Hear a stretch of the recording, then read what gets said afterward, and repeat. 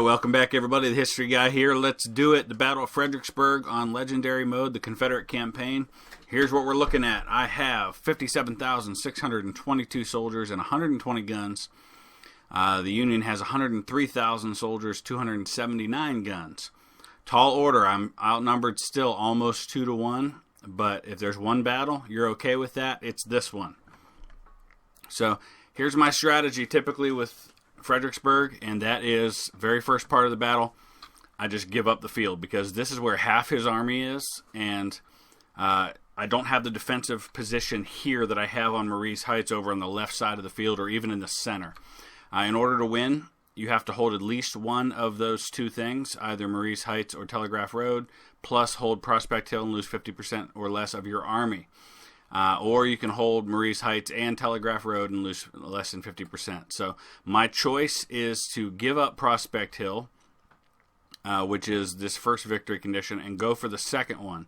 Hold the left, hold the center, give up the right. It seems to work out pretty well. The main thing here is I got to pull out just as quick as humanly possible from here, and I'm going to pull all these troops over, right over into this side over here so that I can link them up with the center of my force. So I'm going to go ahead and do that. There won't be any engagement happening here, and we'll come back with the battle for Maurice Heights here in a minute. Alright, here we go. The assault on Maurice Heights. This is probably one of the most ill-advised attacks in the entire Civil War. Just a little background, if you're not familiar with the Battle of Fredericksburg. This was, in terms of the number of troops on the field, the largest battle ever in the Western Hemisphere. There were 200,000 men when you add the numbers on both sides at this battle.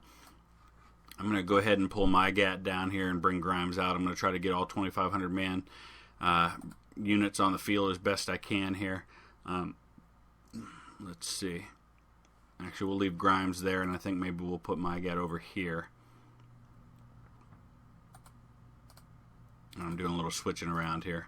We'll put Ewell over here.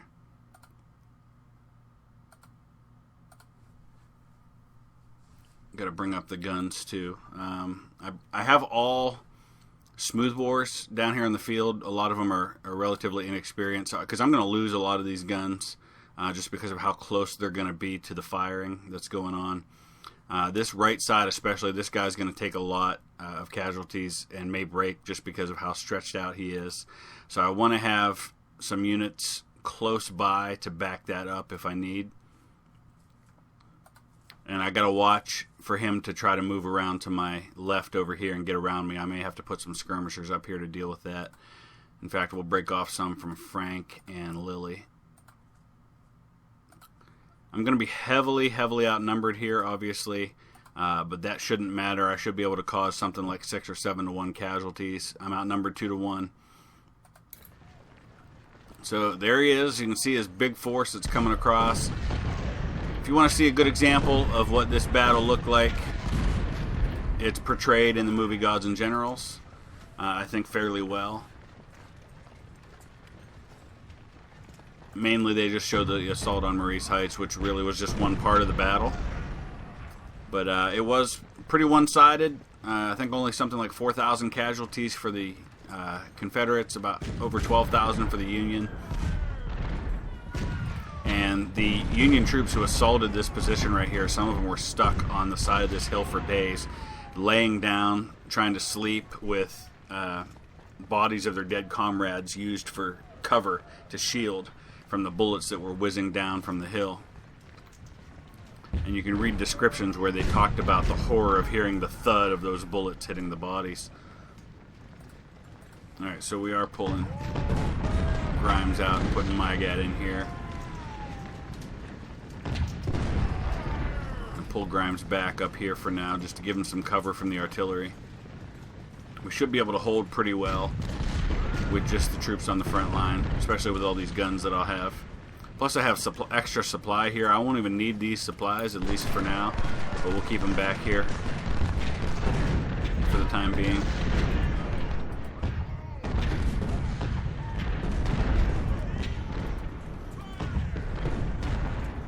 Alright. Let the fun begin.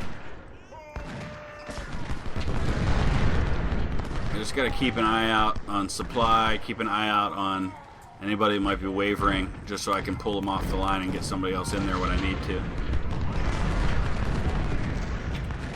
And these guns, they're going to lose men, but they're going to inflict a ton of casualties in the process. I don't have any of my big guns here, my 24-pounders, my 14-pounders.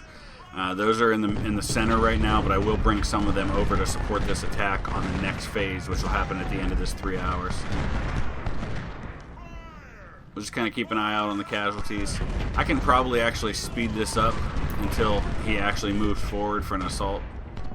You can see he's really loading up over there in the center part of my line.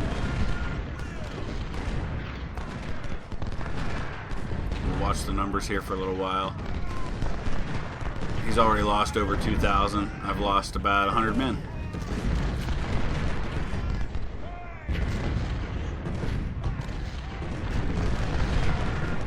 We'll keep it on fast speed until he actually starts moving in at my lines, because that's when I want to be cautious. Like right here, here he comes. So we'll bring Lily over just to support in case one of these units should break. Don't want him to exploit a hole in my line anywhere. But we should drive them off pretty well, especially when they get in canister range.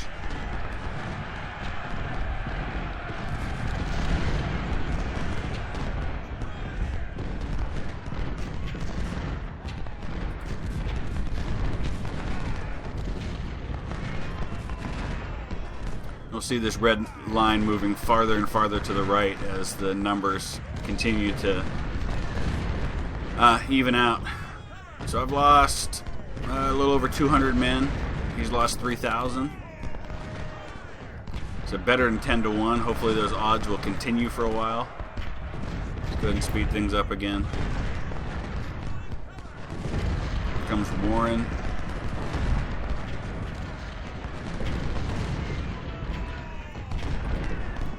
So you can see, like, this unit here, Lane, he's already lost 38 men. He's lost one of his guns. Those are 12-pounder howitzers. Most of these units are fairly new that I just put into the field.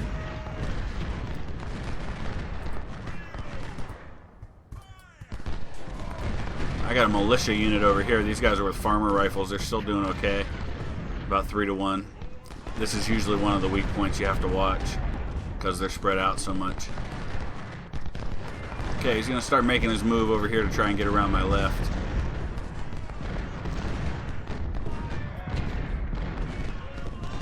Right now, the bottom right here, I can't get around this part, but when the next phase of the battle opens up, there may be opportunities to come up and get on the flank of these guys here. But for now, I'm pretty much restricted to being able to just face him at the stone wall.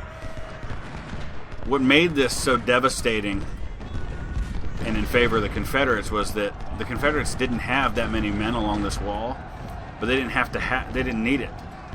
They would have 3 or 4 or 5 guys deep on this wall, and you know, in a time when you could only maybe get 2 or 3 shots off in a minute because of the time it took you to reload, these Union soldiers are coming up the hill against this stone wall, having to reload and fire.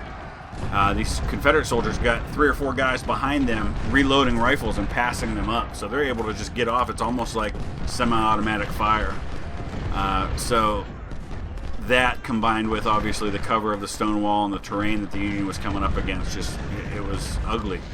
And it was just wave after wave coming up out of the town, crossing this little waterway here and marching up the hill.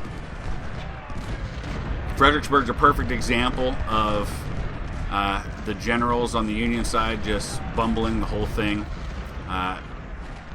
There were generals. Hancock was one of them, his superior officer, begging General Burnside, who commanded the army at this time, to cross further upstream, across the Rappahannock River, before Lee could get into this position. But those were denied because they were waiting on pontoon boats. Okay, he's really coming at my guy here, so I got to come in and support this. They were waiting for pontoon boats to come to help them to be able to cross, and by the time those pontoon boats arrived for the bridges, they had to cross under some withering fire from General Barksdale's brigade that was right there. I didn't play that part of the battle because there's not really much to it. Okay, my guy just got driven off, as I was afraid might happen. I'm going to get in there with Lilly before he has a chance to get into my guns.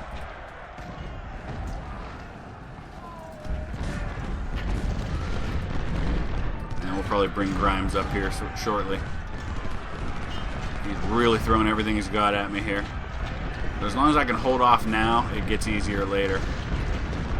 His flanking attempt is about to be hit.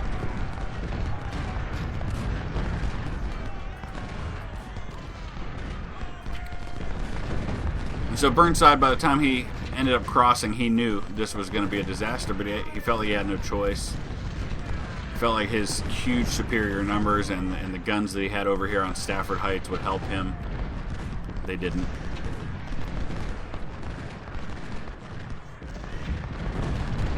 Okay, my guns that were up here just got driven off. Let's look at the numbers for a second. So I've lost about 1,300 men. He's lost about 7,500. So we're keeping those odds right around 6-1, which is what I really need to keep happening.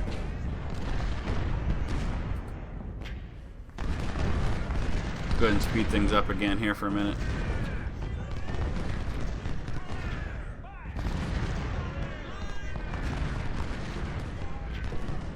He's really in close.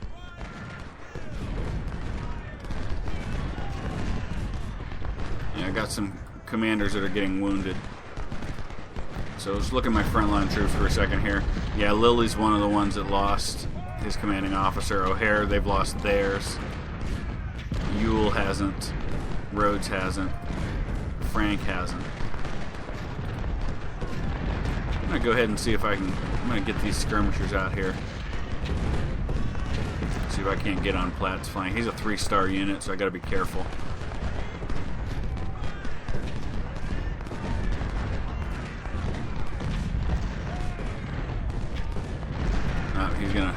He's gonna move back, so I'm just gonna hang tight. I don't want to get them too far out there. All right, we got an hour and 45 to go, and then the battlefield's gonna open up. I really need to inflict more casualties than I am so far. Somebody's coming. Where is it? Oh, it's over here. Okay. So I'll move Preston up just temporarily, since he's doing a melee attack, and I want to be cautious to cover that. Make sure he doesn't break a hole in my line.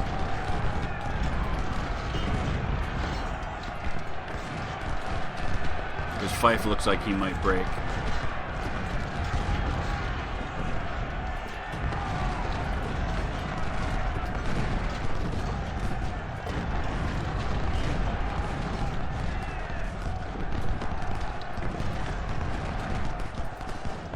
I'm going to go ahead and pull Fife off the line.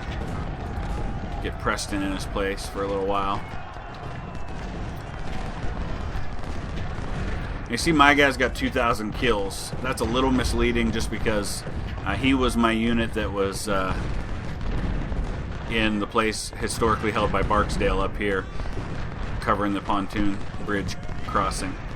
So a lot of those casualties he inflicted were on the part you didn't see. Alright, let's look at how my guns are doing here. Fairly well. Lane, of course, took a beating because he was up so close to the line. These other ones have all inflicted over 500 casualties. Here comes Pratt again. Or Platt. Actually, I'll leave Frank's skirmishers there. I'm going to bring Frank down and get into Platt's flank here. I lost another brigade commander. I'm losing a lot of those. That makes me nervous if he tries to load up and hit me.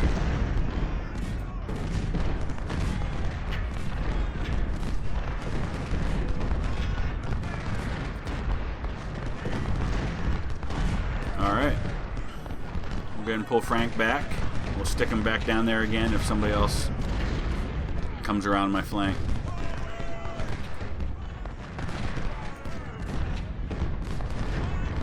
Okay, so these guys are back to 100% condition. I want to look at the condition of my other troops. Everybody's pretty solid. Ewell's taking a bit of a beating. I might come and give him a break here.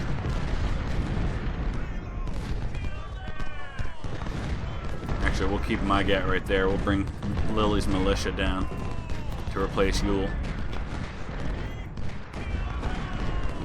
He's the only one who is not at 98, 99, 90, 100% condition right now. Alright, who's coming? They're coming at my center again. Not going to make it that far. As soon as Lily gets past these guns, I'll pull Ewell out.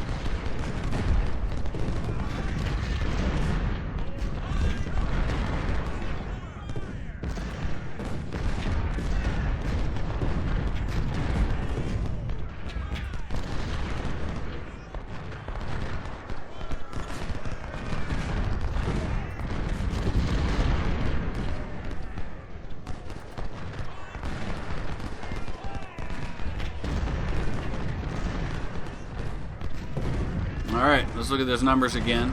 So he's lost a little over, well, 12,300 men, something like that. He's already almost at the historical numbers for the casualties on the Union side. I've lost about 2,400.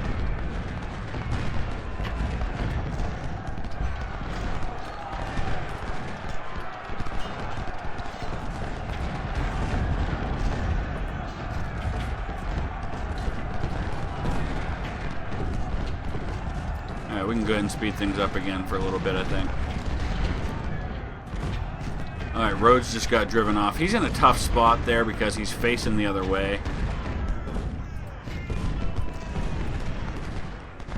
So overall, my First Corps has lost about 12%.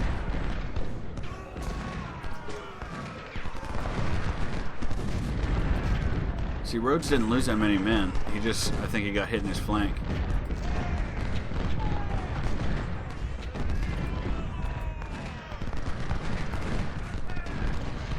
Supplies, everybody's fully supplied because we've got this supply that's there that's automatically resupplying everybody right here. Still got a lot, still got 37,000 left.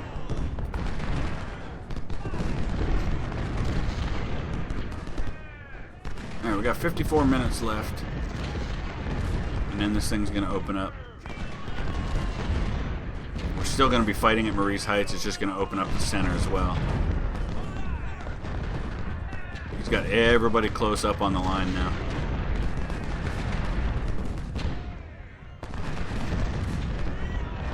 So he's lost, boy, his number's going down so fast. He's about to hit 15,000 casualties. 3,000 for me. So about 5-1 right now. Another brigade commander down. I think that's 5 or 6 for me now. That's a problem. I outnumber him, or he outnumbers me 2-1, so inflicting 5-1 casualties certainly helps.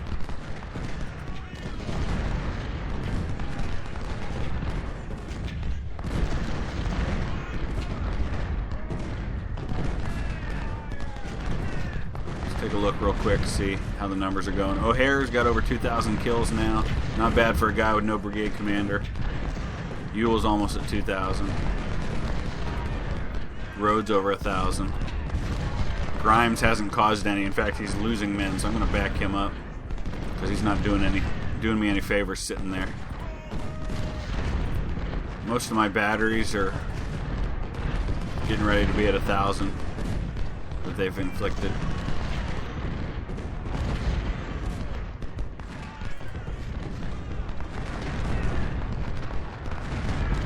So I'm going to have some decisions to make when I get to the end of this phase of the battle about what I want to do with the troops in my center, because he's likely going to send some of his center over this way, and I'll have to decide how many I send versus how many I keep to hold that center position.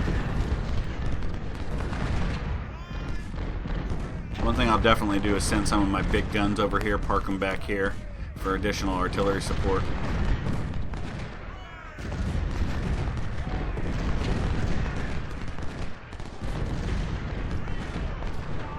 Alright, so it looks like we're going to end this phase with him right around 18,000 casualties, about 4,000 for me.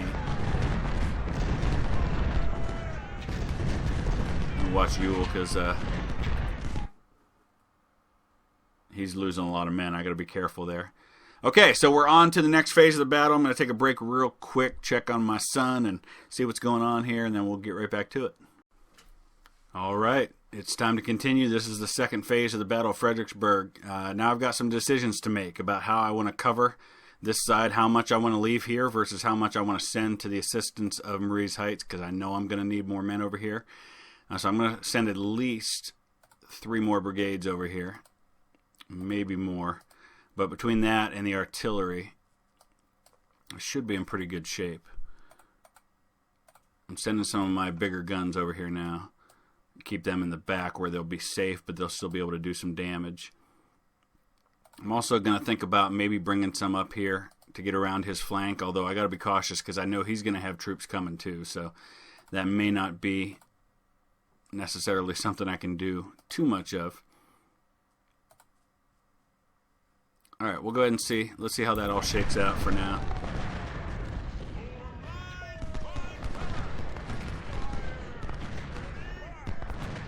I'm going to send at least 1 more brigade over here, I think. Yeah, he's already got troops coming this way, so I'm not going to be able to get on his flank over there. I'm going to have to hang tight.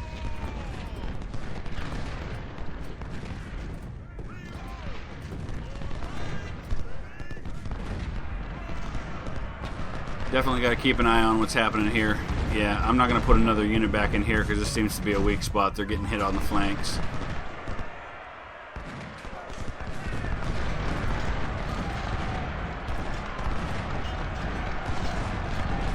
Lily may break. I need to get my gat up here quickly.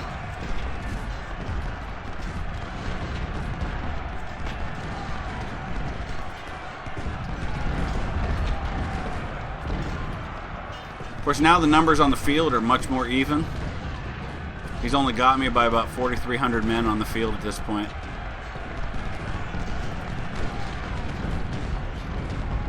I'm going to go ahead and pull Lily off the line, put my guy back in there. Pull Grimes back a little bit for now.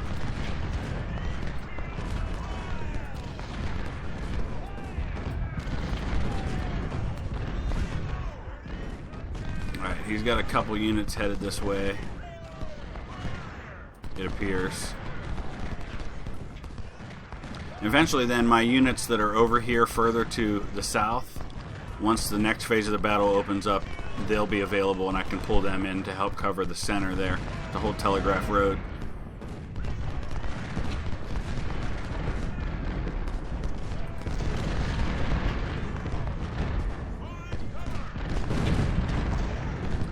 Alright, you can see he's got some cavalry heading up around here. We got to be cautious he doesn't get up and around me.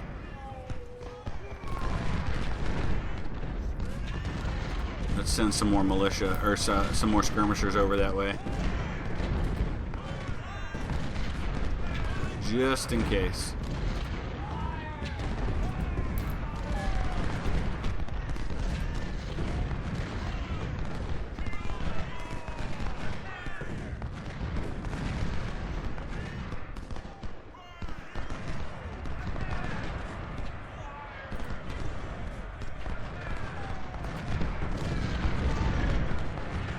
Here he comes at the center again, center of this line.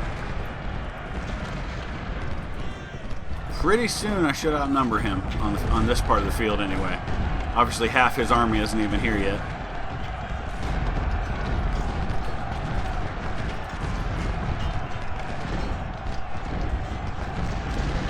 Okay, he's got about 2,800 more men than me at this point. How's Preston doing? He's still holding his condition. He's about 10-1 on casualties inflicted right now. Man, he's just got so many men. Okay, there goes Lily. Oh, and he's going to pour everything he's got in here now. Alright. We got to shore up this line.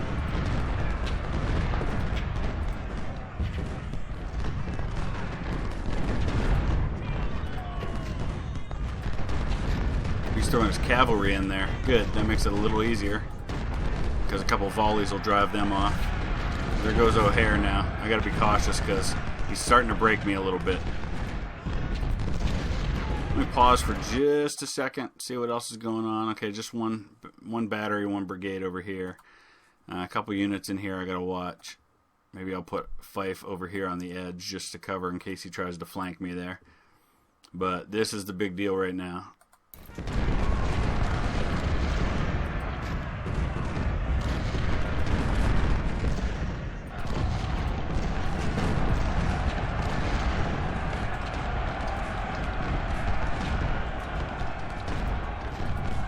Alright, Lily, you don't have to run that far, buddy. Just saying.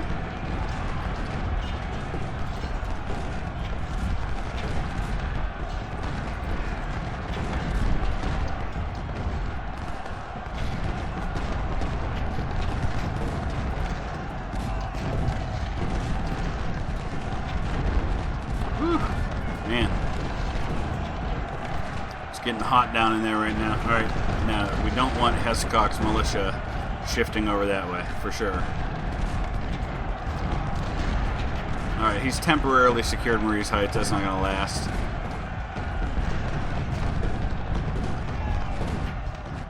Another officer killed.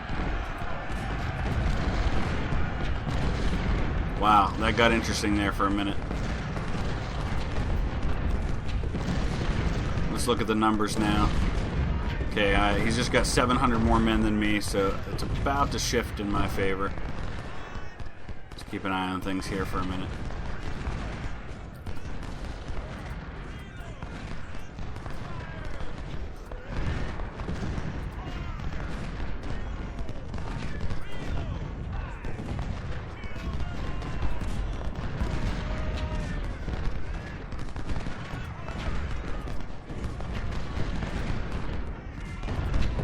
That got pretty ugly there for a few minutes.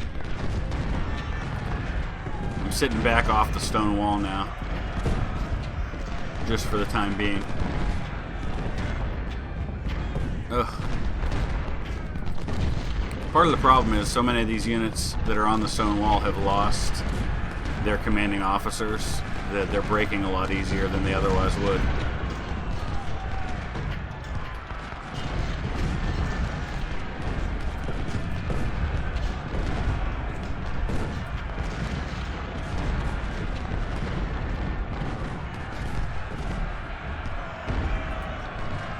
Whew, he's assaulting all along these lines right now.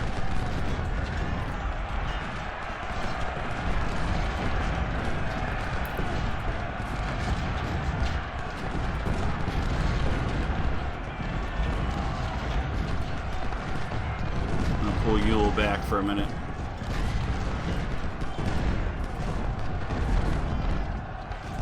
I'm also going to get Sims' battery out of there.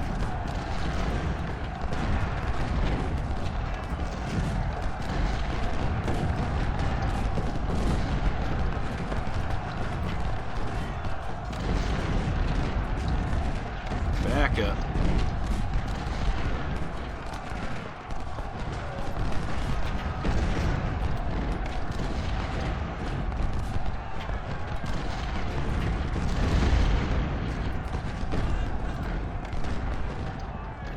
Alright, this is getting a little bit interesting.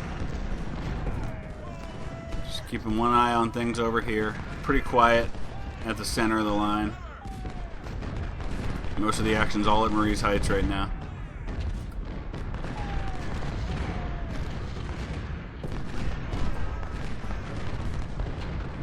I'm going to go ahead and bring Mahoney's militia forward here. Mahone. Not sure which is correct.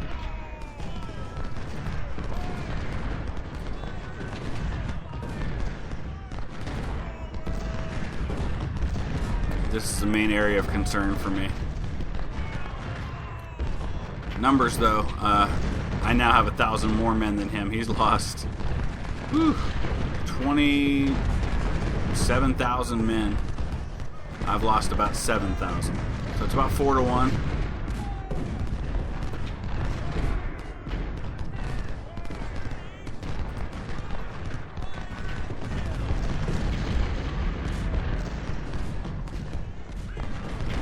Good news is a lot of these units over here are just getting too small to really be any threat.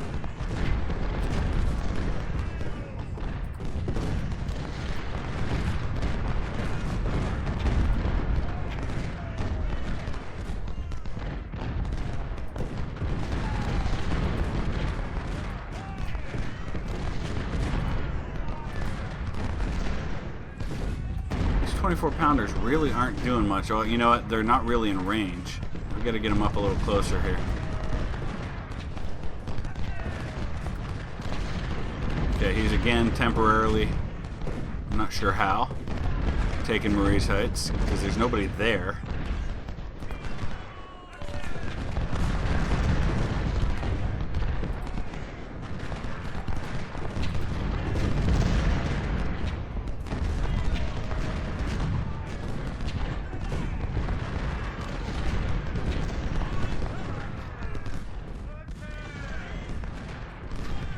Alright, still not much going on down here, and that's perfectly fine by me.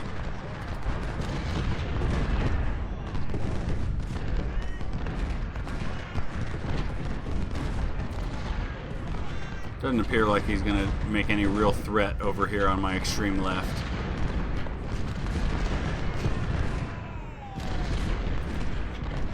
Alright, we're finally going to get these 24 pounders in a place where they can do some damage.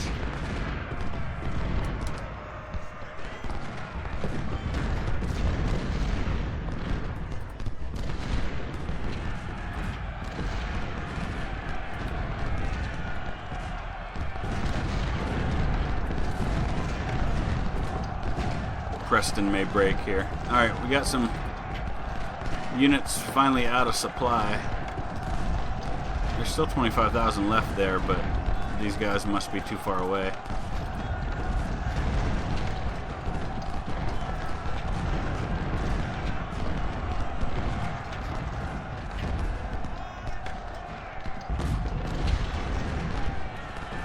Let's look at the numbers now. I've got him by almost 3,000 now. He's lost over 30,000 men. I've lost going on 9,000.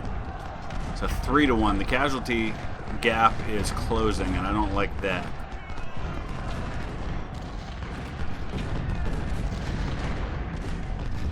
And it's only going to get worse when we get the other half of his army on the field here in a few minutes.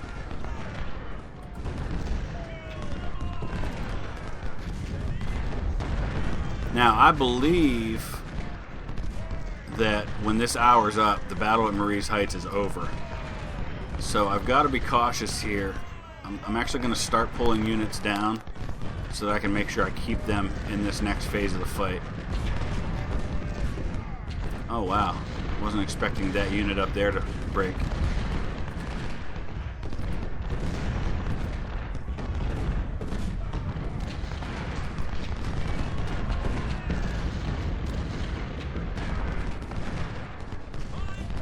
I believe this will be the end. You don't need to run of this phase, but I don't want to pull so many out that I give him a chance to take Maurice Heights in this last hour.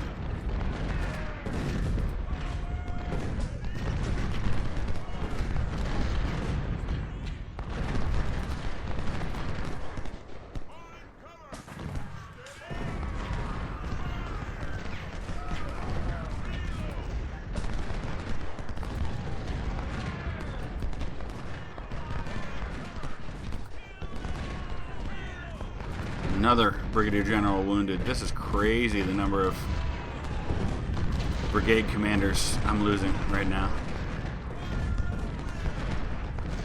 Alright, let's see if these 24 pounders are getting in on the action now. Now they are. Excellent.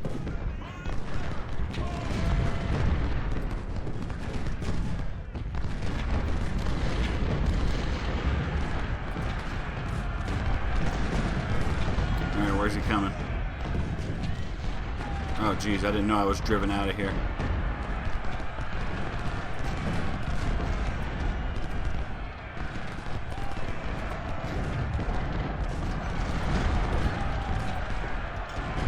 Yikes.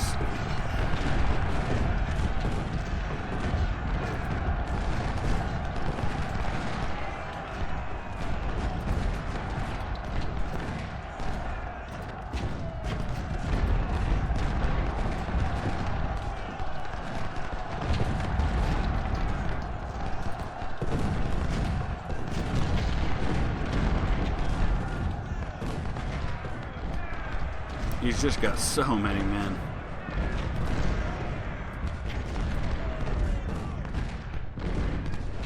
Alright. My advantage is almost 7,000 men now. So the longer this fight goes on, the more the odds move in my favor, thankfully.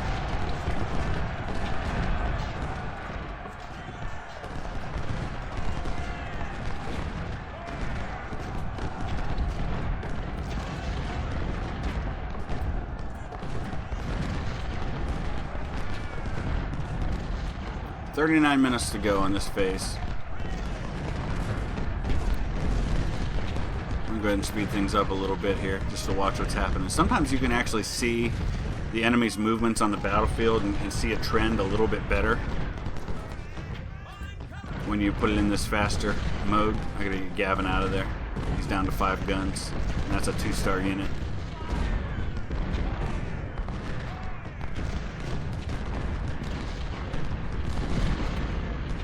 Come on, O'Hare, you've got 4,000 kills today, but he's also lost half his brigade, actually a little more than half. Down to 24 minutes left. I just eliminated one of the cavalry units. He just disintegrated in front of me. Alright, let's see. My advantage now is over 10,000 men. Awesome. He's lost 37,000. Problem is, he's still got a huge advantage in numbers on me. Alright. We're going to try and pull a couple. There goes my guy. Man, that's got to be at least 10 brigade commanders I've lost. Alright, let's pull Fife over here, see if I can get him out of there in time.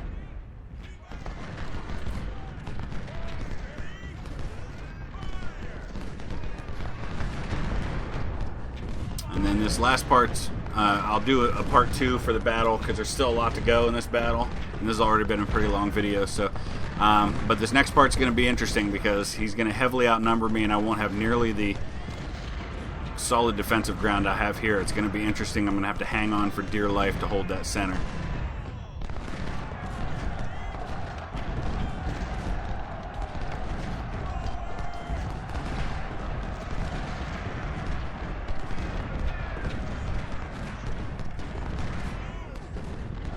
I don't know if those units got over there or not. Alright, we're going to stop right there.